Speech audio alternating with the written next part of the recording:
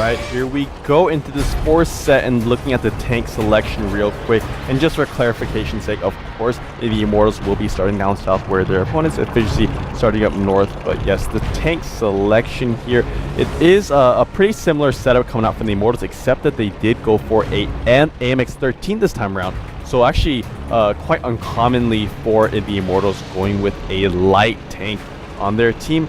Their opponents, team efficiency, going with a pretty standard, like a pretty balanced setup. That's how they roll on steps. It was, yeah, on steps. And that's also how they roll on Prokhorovka. Yeah, so, yeah, exactly. And it worked out really well for them on Prokhorovka earlier on against And that's actually, Immortals, I think, one reason why the Immortals actually opted to go with at least one AMX-13 just to counteract that mobility coming out from team efficiency, because they got, honestly, they got completely mangled on that first set. Yeah, on Prokhorovka, they were completely neutralized. So. Yeah, so I like that kind of adaptation from the Immortals, especially you know, since they usually do, of course, favor those 5 heavy tanks. But yeah, because they got so owned on that first set, they're really kind of taking a step back and looking at how they can increase their chances of staying alive in this match. So early on, we're seeing the efficiency members really liking this eastern side of the map. They have a couple of their tanks over there to the west. However, I believe it should be a T, like both those T1s. Maybe one of the T1s is actually back at the base, and so it's an AMX-13 and a T1 over there on the western side. Whereas the rest of their tanks moving down here on the east. They have not spotted any of these members on the Immortals, but look at that, the Immortals going for the western edge now. They are going for a push at this moment, so if efficiency don't realize this, those 2 tanks, those 2 light tanks that were posted up on the west could be in trouble, and they have spotted them. Yeah, look at Predator. Indeed, they have been spotted, so that push has been compromised, and now, of course, that's going to give plenty of time for team efficiency to move and organize. So we've got 2 options. They can either just go on with their push, which I think would be kind of risky. Yeah.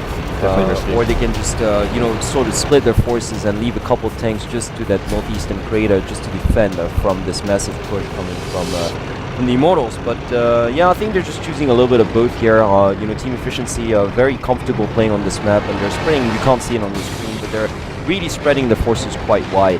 Actually, just it's a long eastern line, pretty much been stretched all the way down now. I guess it's kind of actually mirroring from both teams. Like, efficiency really optimized that eastern side, whereas the Immortals really optimizing the western side. So it's really just completely opposing pushes. And look at that, the Immortals actually going for it. Yeah. They're really going for it, but I really don't think they should. But the base character also has started for team efficiency. Yes, indeed, it has. But has stopped as well. Well, of course, because they still left one of their tanks. I'm liking the fact that the Immortals have split their forces too. Oh, but there we go. The first blood is drawn there. The first kill going to Catan. A T1 does get taken out, so efficiency will be losing a little bit of vision right there. But they are really, not it's not gonna afraid. Matter. It's not gonna matter. Yeah, so 2 of these of the elite tier 8s over there on the southern edge, and there we go.